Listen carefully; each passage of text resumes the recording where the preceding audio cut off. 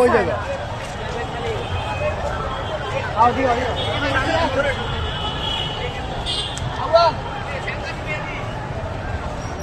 এই মেজাজ খারাপ লাগে, পিছে থাকো।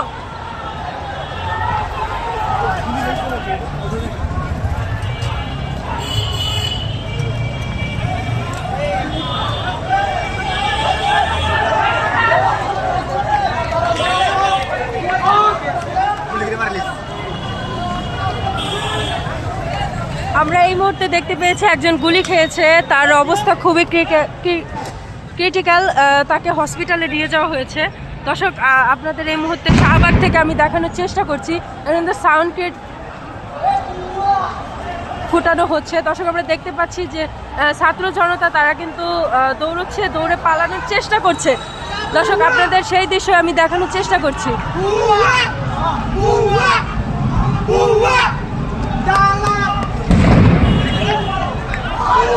পিছাও, এখানে আমরা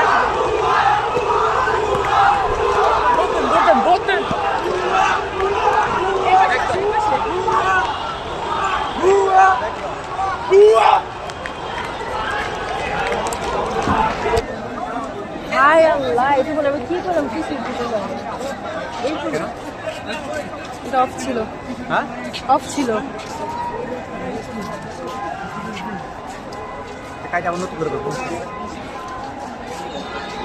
দর্শক, আমরা দেখতে পাচ্ছি শাহবাগ থেকে ধাওয়া খেয়ে কিন্তু তারা টিএসসির দিকে রওনা করেছে। দর্শক, শত শত ছাত্র জনতা কিন্তু একটি হুমকির মুখে পড়ে গেছে। দর্শক, পুলিশের লাঠিচার্জ এবং কি পুলিশের যে সাউন্ড গ্রেড ছোড়া, এইগুলোতে কিন্তু শত শত বাচ্চারা আহত নিহত হচ্ছে।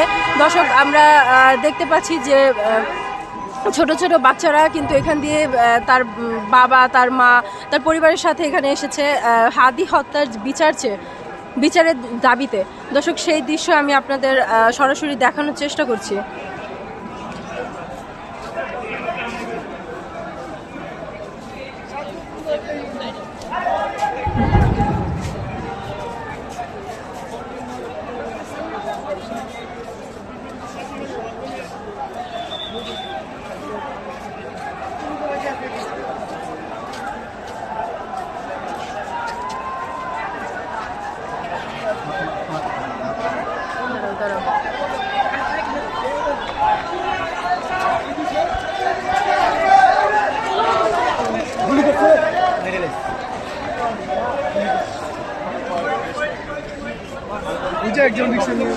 ক্ষমতা থেকে এবং এই রাজপথে আপনার বিচার করব।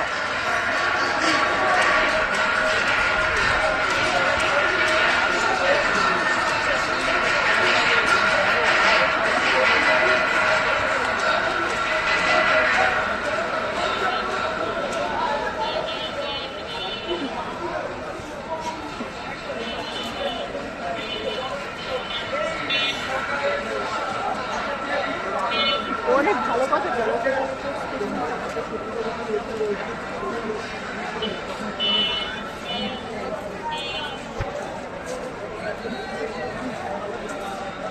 তোমার ওই যে ওই পাশে কর্নার কোনো জায়গা আমার দিয়ে যাই না ওইটা মোট যে উপরে ঢুকবো, উপরে ঢুকবো বেশি বোঝে, আর তো করবো না, চলে যাবে এখন। আমার ফোনেও নাই চার্জ।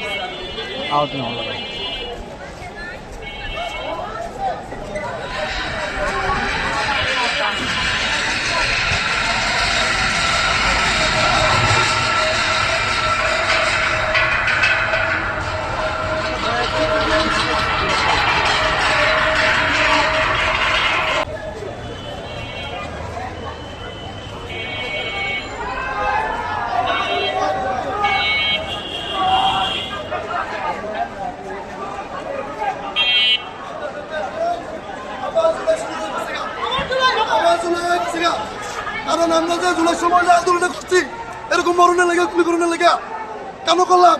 এই হাসিনা পুলিশ তো এখনো রয়ে গেছে।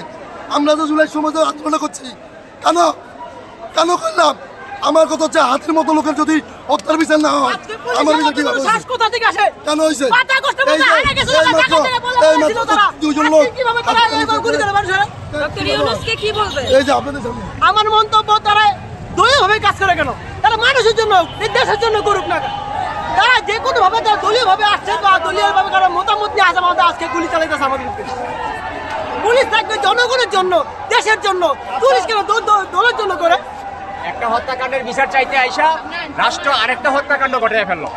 আমরা এক তদন্তের জন্য আজকে 2 মাস ধরে সরকারের কাছে ধর্ণা দিচ্ছি, আর তারা আরেকটা তদন্তের ঘটনা আজকে ঘটিয়ে ফেললো, যেটা ন্যাক্কারজনক। আমরা জনগণ শান্তিপূর্ণভাবে আজকে 2 মাস ধরে সরকারের কাছে দাবি দেওয়া জানাচ্ছি, ন্যায় বিচার চাচ্ছি, একটা তদন্ত কমিটি চাচ্ছি, কিন্তু সেটা তো তারা করেই নাই। বরঞ্চ আজকে নিরীহ আমাদের জনগণের উপর, নিরীহ বিচার প্রার্থীদের উপর পুলিশ অতর্কিত আজকে হামলা চালালো। আমাদের শতে ভাই আজকে আহত হয়েছে, গুলিবিদ্ধ হয়েছে, অনেকে হাসপাতালে ভর্তি আছে, অনেকে জীবন মরণ সন্ধিক্ষণে। আর আমরা এখানে দাঁড়াতেই পারছি না আমাদের দাবি দেওয়া পড়তে। আমরা যে 24-এর বিপ্লবটা করলাম, কেন করলাম? এক ফেসিস্ট আমরা তাড়িয়েছি, এখন আরেক ফেসিস্ট আমাদের উপর চেপে বসেছে। তো এটা কি দুর্বৃত্তের দেশ? এটা কি স্বাধীন বাংলাদেশ নয়? এইটার জন্য কি আমরা 71 করেছি? এটার জন্য কি আমরা 24 করেছি? এই দুর্বৃত্তদের আষ্টি পৃষ্টিকে আমরা সারা জীবনে এইরকম নিষ্পেষিত হয়ে যাব? আমরা এর একটা সুষ্ঠু তদন্ত চাই, আমরা এর বিচার চাই, আমরা এই সমস্ত দুর্বৃত্তপনাদেরকে আর দেখতে চাই না। আমরা সেই 24-এর আগে যে পুলিশ প্রশাসন ছিল দুর্বৃত্ত, তারাও এখন সেই দুর্বৃত্তরাই রয়ে গেছে। এটার কোনো সংস্কার হয়নি, তাদের কোনো পরিবর্তন হয়নি। তাই সরকারের কাছে আমি বলবো, আপনি সহিংসতা পরিহার করুন, আপনি রক্তাক্তর দিকে যাবেন না, আপনি শান্তিপূর্ণ একটা সমাধানের আসুন, নয়তো আরেকটা 24-এর বিপ্লব ঘটবে। এক বিপ্লব করে আমরা আপনাকে আমরা যতদিন পর্যন্ত না পাবো ততদিন পর্যন্ত আমরা আমাদের এই আন্দোলনের আমরা ছাড়ছি না। আমরা এখানে আছি, ইনকিলাব জিন্দাবাদ।